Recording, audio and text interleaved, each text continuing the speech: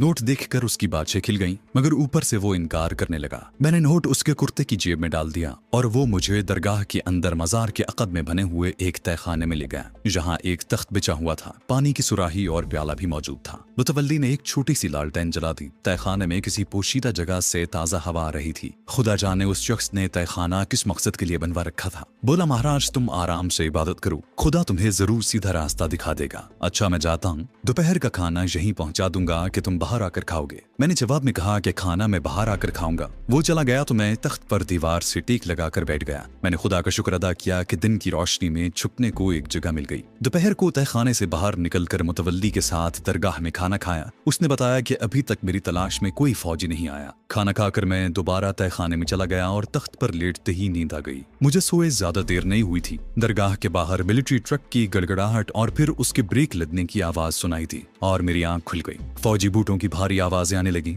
फिर आदमियों के बोलने की आवाजें आईं। मुझे कुछ पता नहीं चल रहा था कि वो लोग क्या बातें कर रहे हैं। एहतियातन मैं तख्त से उठकर तहखाने के दरवाजे के पहलू में दीवार से लगकर तैयार खड़ा हो गया कि अगर कोई फौजी अंदर आया तो कम से कम एक दो को तो मार ही दूंगा। मेरे कान ऊपर लगे हुए थे। फौजी बूटों की आवाज दरगाह के अंदर तक आ गई। फौजी मेरी खोज में शायद दरगाह के बरामदे तक आ गए थे। फिर कदमों की आवाज दूर होती चली गई। ट्रक का दरवाजा जोर से बंद होने की आवाज आई। फिर इंजन गरजा और उसका शोर आहिस्ता आहिस्ता दूर होकर खत्म हो गया। मैंने खुदा का शुक्र अदा किया। दिल में मुतवल्ली का भी ममनून हुआ। कोई 10 घंटे बाद तहखाने की सीढ़ियों पर कदमों की चाप सुनाई थी। फिर दरवाजे पर किसी ने मखसूस दस्तक दी। मैंने उठकर दरवाजा खोला। मेरे सामने मुतवल्ली अशरफ खड़ा था। वो तख्त पर आकर बैठ गया। मैंने बेताबी से पूछा, वो चले गए? उसने मेरे कांधे पर हाथ रखा और बोला, तुमने अपने बारे में आते ही मुझे क्यों न बता दिया? मैंने अनजान बनकर पूछा कि वो क्या कह रहे थे। मैं क्या बताता उसे? मुतवल्ली ने अपने लंबे कुर्ते से तह किया हुआ हिंदी अखबार निकाल कर खोला और वो सफा मेरे आगे रख दिया जहां मेरी तस्वीर और खबर छपी थी। अब उससे कुछ छुपाने का फायदा नहीं था।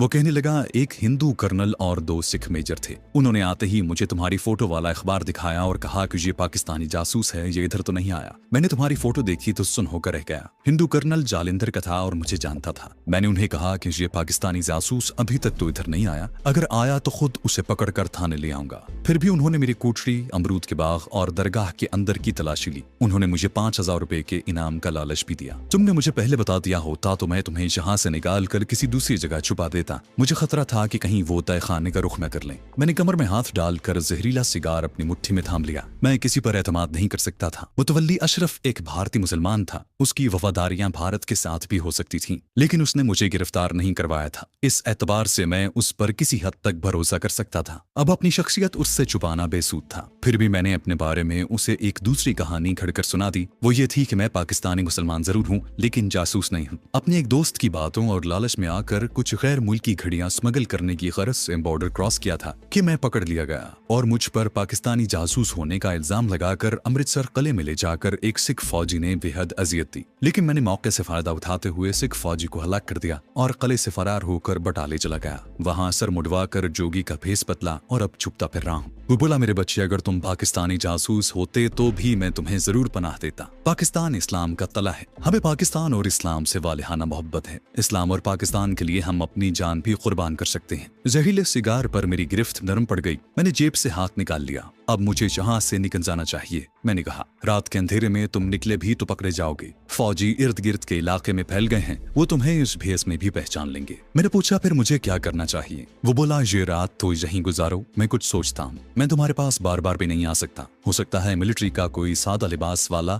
दरगाह के करीब मेरी निगरानी कर रहा हो। रात को वो आया तो मुझे 2 रोटियां और थोड़ा सा अचार देकर फौरन ही वापस चला गया। मैंने रोटी खाकर पानी पिया और तख्त पर लेट गया। अब मुतवल्ली ने बाहर से दरवाजे पर ताला भी डाल दिया था। मैंने लालटेन बुझा दी और सोने की कोशिश में आंखें बंद कर ली, लेकिन नींद भी नहीं आ रही थी। तरह तरह के ख्याल सता रहे थे। अचानक ऊपर से भक्ति गीत गाने की आवाज आने लगी। अव्वल अल्लाह नूर उपाय, कुदरत दे सब बंदे। रात की गहरी खामोशी में ये आवाज बड़ी पुरसोज लग रही थी। शायद कोई अकीदतमंद दरगाह के सामने बैठा गा रहा था। ये CID का आदमी भी हो सकता था। मैं उठ बैठा। कुछ देर बाद आवाज आना बंद हो गई और सन्नाटा छा गया। किसी वक्त दूर से किसी ट्रक या लारी के गुजरने की मध्यम सी आवाज भी आ जाती। मैं दोबारा सोने की कोशिश करने लगा। शुरू में तो नींद ना आई, फिर मेरी पलकें अपने आप बोझल होने लगी। लेकिन ऐन उसी वक्त तहखाने की तारीकी में सब्ज रोशनी का धीमा सा गुबार फैलने लगा। मैं हड़बड़ा कर उठ बैठा। रोशनी का रंग हल्का सा सा था और वो तहखाने के एक कोने से फैलती हुई महसूस हो रही थी। मैं उठकर उस कोने को टटोलने ही वाला था कि मुझे वहाँ एक सफेद पोश इंसानी हजूला सा दिखाई देने लगा। मैं अपनी जगह साकित रह गया। मुझे अपना आप पत्थर की तरह भारी लगने लगा। उसके सफेद बुर्राक लिबास से सब्ज रोशनी की किरणें फूट रही थी। अजीब बात थी कि मुझे खौफ की बजाय सुकून महसूस होने लगा। मेरा जिस्म हल्का फुल्का हो गया, लेकिन मुझ में बोलने की सकत नहीं थी। मेरे कानों तक धीमी मगर साफ सरगोशी पहुंचने लगी। इस्लाम की खिदमत के लिए, इस्लाम के कले पाकिस्तान की खिदमत के लिए तुमने जान की बाजी लगा रखी है। खुदा सब कुछ देख रहा है। तुम इस वक्त मसाइब के भंवर में फंस चुके हो। सिवाय अल्लाह की जात के कोई और तुम्हें इस मुश्किल से नहीं निकाल सकता। मैं खुदा के हुक्म से तुम्हारी मदद के लिए हाजिर हुआ हूँ। जब मैं चला जाऊं तो तुम्हें अपने गले में जंजीर से बंधा हुआ तांबे का एक तिकोना नक्श मिलेगा। दुश्मन तुम्हारे सामने हो तो कलमा तय्यबा पढ़कर उस नक्श पर निगाह डालते हुए अपने दुश्मन की तरफ देखना। फिर तुम अपने दिल में उस दुश्मन को जो हुक्म दोगे वो वही करेगा, और जब तक वो तुम्हारी निगाहों के सामने रहेगा वो तुम्हारा मोती होगा। इस नक्श को एक दिन में सिर्फ एक बार ही काम में ला सकोगे। इससे ज्यादा हम कायनात के अवामिल में दखल नहीं दे सकते। इस नक्श की हिफाजत करना। मुकद्दस सफेद पोश हजूला गायब हो गया तो सब्ज नूरानी रोशनी का गुबार भी सिमट कर निगाहों से ओझल हो गया। गैर इरादी तौर पर मेरे हाथ अपने गले की तरफ बढ़े। मैं ये देखकर सन्नाटे में रह गया कि मेरी गर्दन में एक जंजीर के साथ बंधा तांबे का तिकोना नक्श लटक रहा था। मैंने लालटेन जलाकर गौर से देखा। उस पर सिवाय चंद आड़ी तिरछी गहरी लकीरों के और कुछ भी नहीं था। मेरा दिल खुदा की मोहब्बत से लबरेज हो गया। मैं सजदे में गिर गया और खुदा का शुक्र अदा करने लगा। मेरी आंखों से आंसुओं का सैलाब रवा हो गया। रोते रोते हिचकी बंद गई। या अल्लाह, मैं अपनी किस्मत पर जितना भी नाज करूं कम है। खुदा जाने मैं कब तक सजदे में पड़ा रोता रहा और अल्लाह ताला का शुक्र अदा करता रहा। फिर वहीं किसी वक्त मुझे नींद आ गई।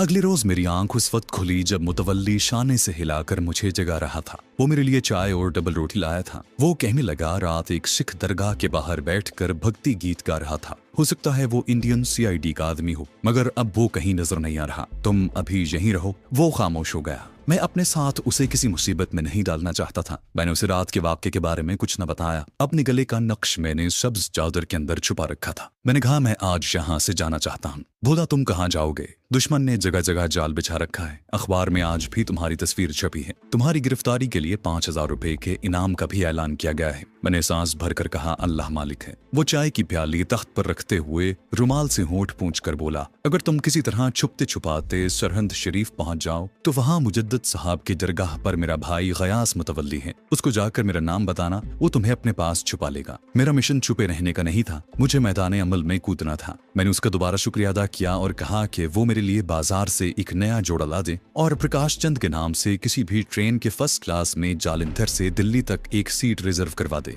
वो रजामंद हो गया। मैंने कुछ रकम उसे दे दी। दोपहर को वो वापस आया तो खद्दर के थैले में मेरा सामान ले आया था। फिर उसने जेब से एक टिकट निकाल कर मुझे दिया और बोला, ये फ्रंटियर मेल का टिकट है। गाड़ी रात के 9:15 बजे जालंधर पहुंचती है। मैंने कहा, फिक्र न करो, मैं खुद ही रेलवे स्टेशन पहुंच जाऊंगा। मैंने लिबास तब्दील कर लिया। रात 8:45 बजे उसने एक साइकिल रिक्शा लाकर दरगाह के पिछवाड़े खड़ा कर दिया और मुझे तहखाने से निकाला और मुझसे गले मिला तो रिंधी हुई आवाज में बोला, बेटा, मैं तुम्हारी इससे ज्यादा खिदमत करना चाहता था, मगर हम मुसलमान जहां मजबूर हैं। मैंने उसका हाथ थाम कर दिली शुक्रिया अदा किया और रिक्शे में बैठकर मुतवल्ली ने रिक्शे वाले सिख से कहा, सरदार जी, लाला जी को स्टेशन पर पहुंचा दो। कांग्रेस के बड़े मशहूर लीडर हैं। रिक्शा शुरू रात की तारीकी में जालंधर रेलवे स्टेशन की तरफ चल पड़ा। 15-20 मिनट बाद दूर से रेलवे स्टेशन की रोशनियां नजर आने लगी। रेलवे स्टेशन पहुंचा तो वहां काफी रौनक थी, लेकिन मिलिट्री पुलिस का कोई आदमी नहीं था। गेट पर सिख टिकट चेकर खड़ा टिकट देख रहा था। मैंने टिकट दिखाया तो उसने टिकट मार्क करके टिकट मेरे हवाले कर दिया और बोला, महाराज, गाड़ी 20 मिनट लेट होगी। मैंने कहा, कोई बात नहीं सरदार जी, आपका धन्यवाद, और मैं प्लेटफॉर्म पर आ गया। वेटिंग रूम की तरफ बढ़ा ही था कि वेटिंग रूम के बाहर मिलिट्री पुलिस के 2 सिपाही खड़े बातें कर रहे थे। मैं सुकून से उनके करीब से गुजरकर वेटिंग रूम में दाखिल हो गया। कोने वाली एक कुर्सी पर बैठ गया और मेज से अंग्रेजी का अखबार उठाकर अपने चेहरे के आगे कर लिया। उसी सफे पर मेरी तस्वीर छपी थी और 5000 रुपए का इनाम का ऐलान था। कमबख्त गाड़ी को भी आज लेट होना था। खुदा खुदा करके 9:30 बजे प्लेटफॉर्म पर उलियों की भाग दौड़ की आवाजें आने लगी। मुसाफिर सामान उठाकर बाहर निकलना शुरू हो गए। मैं भी प्लेटफॉर्म पर निकल आया। ट्रेन आ गई। फर्स्ट क्लास के तीसरे कंपार्टमेंट के बाहर मेरे नाम की चिट लगी हुई थी। ये 2 सीटों वाला कूपे था। दूसरी सीट खुशकिस्मती से खाली थी। मैं डिब्बे में घुसकर सीधा बाथरूम में चला गया और मुंह हाथ धोना शुरू कर दिया। 15 मिनट बाद गाड़ी ने विसल दिया तो मैं बाथरूम से निकलकर अपनी सीट पर बैठ गया। गार्ड ने सीटी बजाई और गाड़ी चलती। मैं खिड़की के शीशे में से जालिंधर शहर की कोठियों और मकानों की रोशनियों को तेजी से पीछे जाते हुए देखने लगा। गाड़ी लुधियाने के स्टेशन पर रुकी तो डिब्बे में एक मोटा ताजा लाला हाँफता हुआ दाखिल हुआ। कुली उसका सामान रखने लगा। लाला ने धोती कुर्ता पहन रखा था। उसने लड़ झगड़ कर कुली को रुखसत किया और राम राम करता अपनी सीट पर बराजमान हो गया। बोला, महाराज आप कहाँ जा रहे हैं? मैं तो दिल्ली जा रहा हूँ। ये कुली तो लूटते हैं मुसाफिरों को। बहुत जल्द मुझे एहसास हो गया कि इस हिंदू लाले ने अखबार में मेरी तस्वीर नहीं देखी। वो दिल्ली में कपड़े का कारोबार करता था। देर तक बोलता रहा, फिर सीट पर दराज हो गया। थोड़ी देर बाद उसके खर्राटे गूंजने लगे। ट्रेन स्टेशन पर स्टेशन छोड़ती भागी चली जा रही थी। अंबाला गुजर गया। मेरठ छावनी पर मैं चौकन्ना हो गया। हिंदू लाले ने खिड़की खोलकर बाहर के छाबड़ी वाले को आवाज दी और उससे कचोरियां लेकर खाने लगा। बड़े करबामेज इंतजार के बाद गाड़ी मेरठ छावनी से रवाना हुई। दिल्ली के करीब करीब पौ फटने लगी। मोटा लाला अभी तक खराटे ले रहा था। दिल्ली आया तो दिन काफी निकल आया था। एक बार फिर मैं भारत के दारुल हुकूमत में दाखिल हो रहा था, जहां से मैं जान बचाकर बड़ी मुश्किल से भागा था। ट्रेन प्लेटफॉर्म पर रुकी तो मैं मुसाफिरों के हुजूम में घुस गया और गेट की तरफ बढ़ने लगा, जहां लोगों का काफी रश था। गेट से निकलकर लॉबी में से गुजर रहा था कि मेरी निगाह सुतून के पास खड़े कमीज पतलून वाले एक दुबले पतले आदमी पर पड़ी। वो शक्ल ही से सीआईडी का आदमी लगता था। मैं सुकून से चलता गया। अभी मैं लॉबी की सीढ़ी से दूर ही था कि पीछे से किसी ने मेरे कांधे पर हाथ रखकर कहा,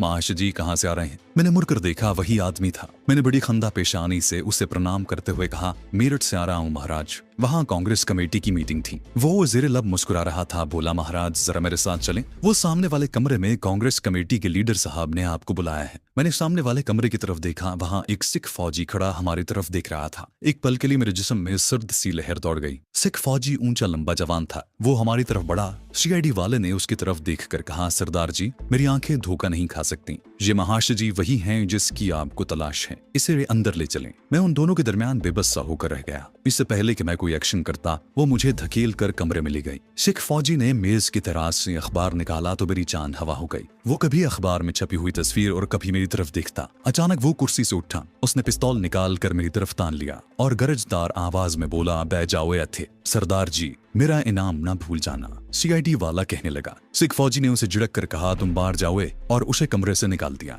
फिर मेरी तरफ घूरते हुए रिसीवर उठाया और कोई नंबर मिलाने लगा। गले में पड़े हुए मुकद्दस नक्श को आजमाने का वक्त आ गया था, क्योंकि मैं जेब से जहरीला सिगार निकाल कर नहीं सुलगा सकता था। वक्त बहुत कम था। अगर उसने फोन पर कंपनी कमांडर को इत्तला कर दी तो फौज का पूरा दस्ता यहाँ आ जाएगा। मैंने बुजुर्ग की हिदायत के मुताबिक दिल ही दिल में कलमा तैयबा पढ़कर नक्श पर एक निगाह डाली। फिर सिख फौजी की तरफ देखने लगा। मैंने अपने सामने खड़े पिस्तौल वाले सिख फौजी की आंखों में आंखें डालकर ये फिक्रे दोहरा रहा था, मैं कांग्रेसी लीडर हूँ, तुम मुझे जानते हो, मुझे अपनी हिफाजत में जहाँ से निकालो। और नक्श के असर का इंतजार करने लगा। अचानक सिख फौजी के चेहरे पर तासुफ और मलाल का तासुर उभरा। उसने पिस्तौल मेज पर रख दिया और मेरा हाथ अपने हाथ में थाम कर बोला, महाशय जी मुझे क्षमा कर दें, मेरे आदमी से गलती हो गई है। भला आपको कौन नहीं जानता? दरअसल आपकी शक्ल उस पाकिस्तानी जासूस से बहुत मिलती है जिसकी हमें तलाश है। आइए मेरी गाड़ी आपको छोड़ आती है। मैं उसे अपनी नजरों से ओझल नहीं होने दे रहा था। वो मुझे साथ लेकर फौजी ऑफिस से बाहर आ गया। वो बड़े अदब और एहतराम के साथ मेरे हमरा चल रहा था। हिंदू सीआईडी वाले ने जब ये मंजर देखा तो हैरत से हमारा मुंह तकता रह गया। वो आगे बढ़ा ही था कि सिख फौजी ने कहा, बंदा बंदा देख लिया करो। एक तरफ फौजी जीप खड़ी थी। उसने मुझसे पूछा, महाशय जी आप कहाँ जाएंगे? मैंने ख्वाजा निजामुद्दीन का नाम ले दिया। मुझे मालूम था कि वहाँ से नई दिल्ली का रेलवे स्टेशन दूर नहीं है, और वैसे भी ये मुसलमानों की बस्ती थी और वहाँ मुझे कुछ देर के लिए पनाह मिल सकती थी। सिख फौजी ने ड्राइवर को हुक्म दिया कि ख्वाजा निजामुद्दीन की बस्ती में छोड़ाए। सिख फौजी ने बड़े एहतराम से मुसाफा किया। मैंने उसकी आंखों में आंखें डालकर दिल में उसे मुखातिब करके कहा, मेरे जाते ही भूल जाओगे कि तुम किसी कांग्रेसी लीडर या मशकूक आदमी से मिले थे। ये कहकर मैं जीप में सवार हो गया। जीप रवाना हो गई। जब सिख फौजी मेरी निगाहों से ओझल हो गया तो मैंने हिंदू ड्राइवर से कहा कि तेज चले। मुझे कुछ मालूम नहीं था कि कहाँ जाना है, जहाँ मेरा कोई जानने वाला भी नहीं था। एक एतबार से ये मेरे हक में बात जाती थी। ये बात वाज़ेह थी कि सिख फौजी तो मेरे नक्श के असर की वजह से मेरे बारे में सब कुछ भूल जाएगा, लेकिन हिंदू सीआईडी वाला मुझे फौजी जीप में जाते देख चुका था। वो यही समझेगा कि सिख फौजी ने रिश्वत लेकर मुझे छोड़ दिया है, लिहाजा मुझे गिरफ्तार करवाने की सर तोड़ कोशिश करेगा। इस तरह एक तो उसकी तरक्की होगी और 5000 रुपए इनाम भी मिलेगा। जब फौजी जीप मुझे छोड़कर वापस जाएगी तो वो ड्राइवर से जरूर पूछेगा कि मुझे कहाँ छोड़कर आया है, और फिर वो मिलिट्री पुलिस को लेकर कर वहां पहुंच जाएगा। ये भी हो सकता था कि मुझे फौजी जीप में जाता देखकर उसने रेलवे स्टेशन से कोई करीबी फौजी दफ्तर में फोन कर दिया हूँ और सिपाही मेरी तलाश में निकल चुके हूँ। सूरत हाल खासी नाजुक थी। जीप बस्ती निजामुद्दीन में दाखिल हुई तो मैं ड्राइवर को गलत राह पर डालने के ख्याल से एक होटल के सामने उतर गया। उसे ये तासुर दिया कि मैं इसी होटल में मुकीम हूँ। जीप निगाहों से ओझल हुई तो मैंने एक रिक्शा लिया और उसे दरगाह हजरत निजामुद्दीन की तरफ चलने को कहा। उस वक्त सबसे बड़ा मसला मेरा कांग्रेसी लिबास था, जिससे जल्द से जल्द निजात हासिल करने की जरूरत थी।